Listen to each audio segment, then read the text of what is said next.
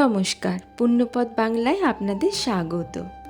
আমরা অনেকেই প্রতিদিন পুজো করি, ধ্যান করি বা ঈশ্বরের নাম জপ করি, কিন্তু আপনি কি জানেন ঈশ্বর বা ব্রহ্মাণ্ডের অলৌকিক শক্তি সবসময় আমাদের সাথে যোগাযোগ করার চেষ্টা করে।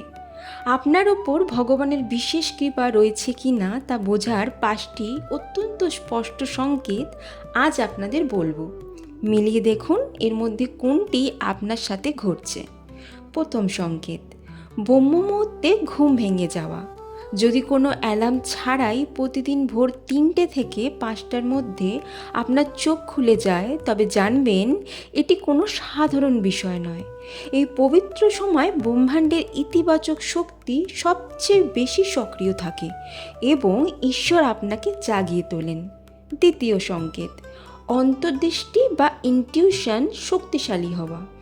ভবিষ্যতে কি ঘটতে চলেছে তা যদি আপনার মন আগে থেকেই আন্দাজ করতে পারে এবং পরে সেটি সত্যি প্রমাণিত হয়, তবে বুঝবেন আপনার ওপর ঈশ্বরের আশীর্বাদ রয়েছে।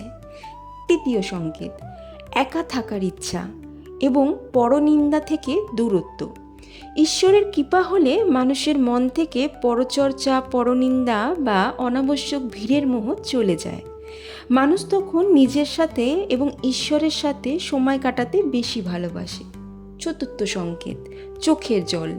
পুজো করার সময়, আরতির সময় বা কোনো আধ্যাত্মিক গান শোনার সময় যদি আপনার চোখ আবেগ ও শান্তিতে ভিজে ওঠে, তবে বুঝবেন আপনার আত্মা সরাসরি সেই পরমাত্মার সাথে যুক্ত হতে পেরেছে। পঞ্চম এবং সবচেয়ে বড় সংকেত হলো চরম সংকটেও মনের শান্তি না হারানো।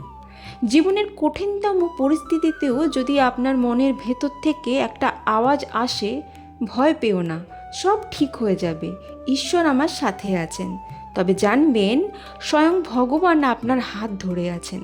তিনি আপনাকে কোনো দিন পড়ে যেতে দেবেন না। বন্ধুরা, এই 5টি সংকেতের মধ্যে কোন সংকেতটি আপনি নিজের জীবনে অনুভব করতে পারছেন? কমেন্ট করে অবশ্যই আমাকে জানান। প্রাচীন জ্ঞান, আয়ুর্বেদ এবং আধ্যাত্মিকতার এই পুণ্যপথে আমাদের সাথে যুক্ত থাকতে চ্যানেলটি আজই সাবস্ক্রাইব করুন এবং ভিডিওটি আপনার প্রিয়জনের সাথে শেয়ার করুন। ভালো থাকুন, সুস্থ থাকুন। ধন্যবাদ।